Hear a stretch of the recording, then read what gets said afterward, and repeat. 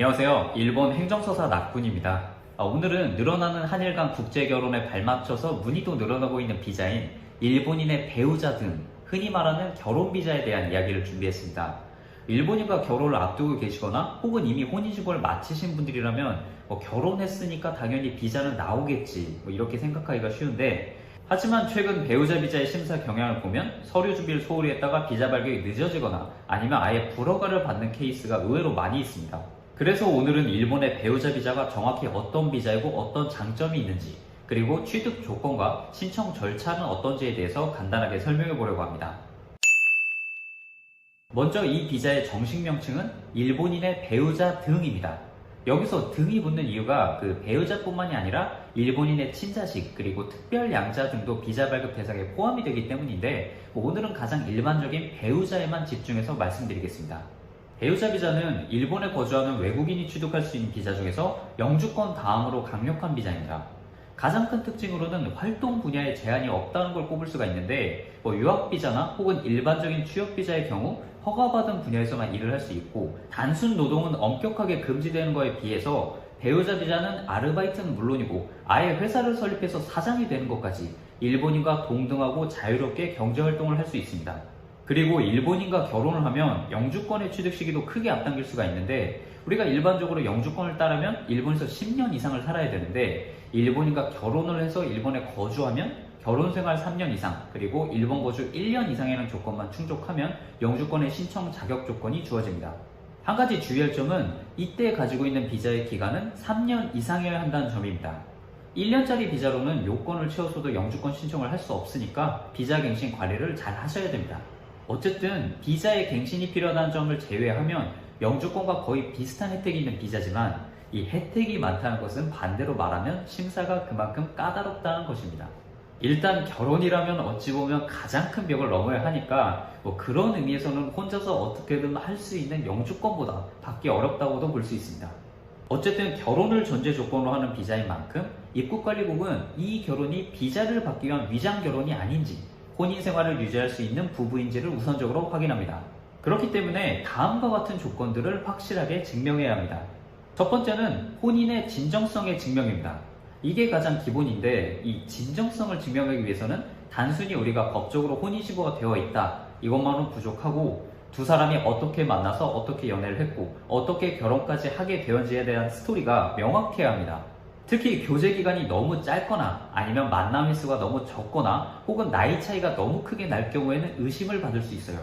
함께 찍은 사진이나 주고받은 메신저의 대화 기록 그리고 통화 내역 등이 중요한 증거 자료가 되는데, 만약 이런 대화 이력을 제출한다면 언제부터 이 대화를 시작했는지, 대화의 간격은 어느 정도인지를 알 수 있도록 대화 일시와 시간대 등도 잘 보이도록 해야 합니다.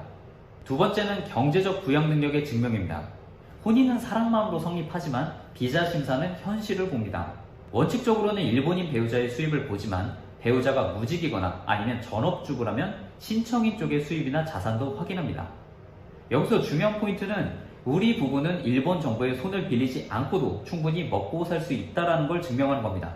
당연히 자산은 많으면 많을수록 좋은데, 그 일시적으로 돈을 빌려서 잔고를 높이지 않았는지 이런 의심을 받을 수가 있기 때문에 잔고 증명서보다는 출입금 내역을 확실하게 보여줄 수 있는 예금 통장의 거래 이력 복사본을 내는 게 좋습니다.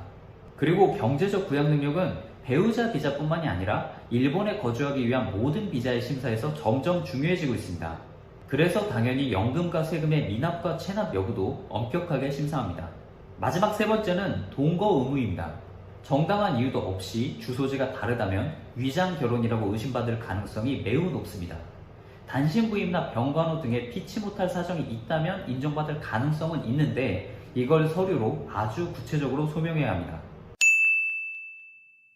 이번에는 실제 신청 절차를 알아보겠습니다.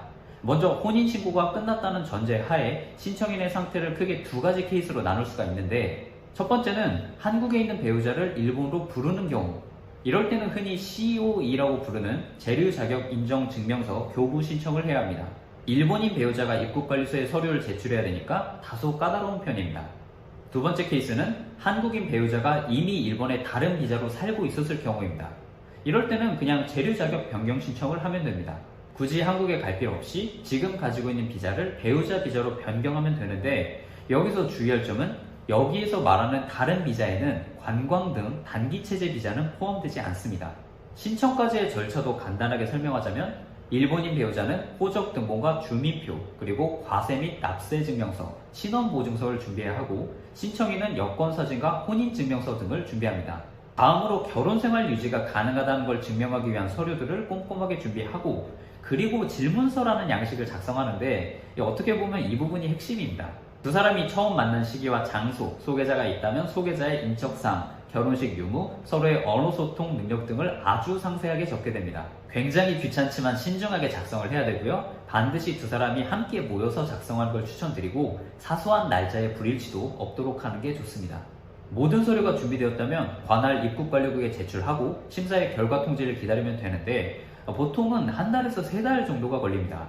그리고 환경 설정이 좀 귀찮긴 하지만 온라인 신청도 가능하니까 편한 방법으로 하시면 되겠습니다.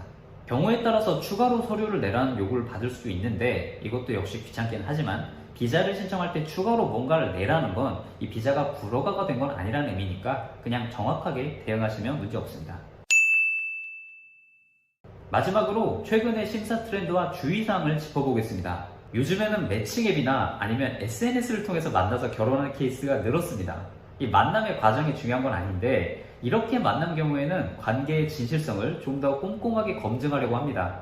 어플리 내에 대화 기록 그리고 경위를 숨기지 말고 솔직하고 상세하게 기술하는 게 중요합니다.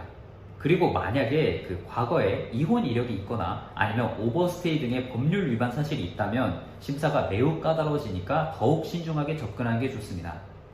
이거는 높아심에 말씀드리고 싶은 게 있는데 비자 신청 서류에는 과거의 법률 위반 사실을 기재한欄이 있습니다. 어디까지 솔직하게 적어야 되는지 이런 질문을 받은 적이 있는데 있는 그대로 쓰시길 바랍니다. 허위 기자가 적발되면 돌이킬 수 없습니다. 결혼은 당연히 두 사람의 애정을 기반으로 성립하지만 배우자 비자의 심사는 정확한 근거를 토대로 작성된 서류로만 이루어집니다. 우리는 정말 서로를 사랑하는 부부니까 괜찮다 이렇게 방심하지 마시고 그 사랑을 제3자가 봐도 납득할 수 있도록 잘 증명해 내셨으면 좋겠습니다. 오늘 영상 여기까지입니다. 궁금한 점은 댓글로 남겨주시고 오늘도 시청 감사드립니다.